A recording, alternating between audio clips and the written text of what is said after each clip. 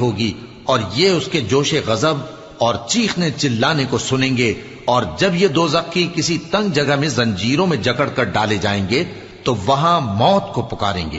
آج ایک ہی موت کو نہ پکارو، اور بہت سی موتوں کو پکارو، پوچھو کہ یہ بہتر ہے یا ہمیشہ کی جنت جس کا پرہیزگاروں سے وعدہ ہے۔